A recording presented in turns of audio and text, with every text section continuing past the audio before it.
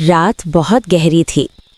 हवा में अजीब सी सर्दी थी और इस गांव में खामोशी चीख रही थी। 20 साल बाद अयान इस वीरान गांव में वापस आया था। ना कोई चिराग, ना कोई इंसान, सिर्फ टूटे हुए घर और अधखुले दरवाजे। अचानक दूर कहीं से बच्चे के हंसने की आवाज़ आई, लेकिन वहाँ कोई बच्चा नहीं था। अयान अपने पुराने घर में दाखिल हुआ। हर कदम पर फर्श चरचराता था, गर्द के जर्रे चांदनी में तैर रहे थे। तभी छत से कदमों की आवाज़ आई, धप धप धप। फिर एक सरगोशी, बहुत आहिस्ता, बहुत करीब। आयान ने पलट कर देखा, पीछे कोई नहीं था। कमरे के कोने में एक पुराना आईना रखा था।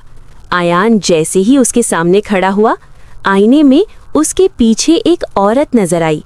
सफ़ेद कपड़े, खुले लंबे स्याह बाल, चेहरा दिखाई नहीं दे रहा था। आयान ने फौरन मुड़कर देखा, लेकिन वो गायब थी। अचानक आईने में दरार पड़ने लगी, चर्र, और आईना खुद ही टूट गया। अचानक मंजर बदल गया। 20 साल पहले का गांव। लोग चीख रहे थे, आग लगी हुई थी, लाशें जमीन पर पड़ी थीं, और इन सब के दरमियान वही औरत खामोश खड़ी थी।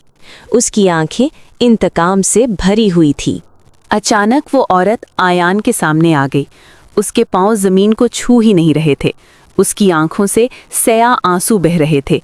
वो बोली, मैं तुम्हारी माँ हूँ आयान। मुझे गांव वालों ने मार दिया और मेरी रूह यहीं कैद हो गई। आयान चीख उठा, माँ! अचानक पूरा घर हिलने लगा। अंधेरा हर तरफ फैल गया। आयान की चीख खामोशी में गुम हो गई। फिर सुबह हो गई। सूरज निकल आया, लेकिन गांव अब भी वीरान था। कैमरा आहिस्ता आहिस्ता टूटे हुए आईने की तरफ जाता है। आईने में आयान नजर आता है, सफ़ेद कपड़ों में, गैर फितरी मुस्कुराहट के साथ। अब वो भी यहीं कैद हो चुका था। खत्म।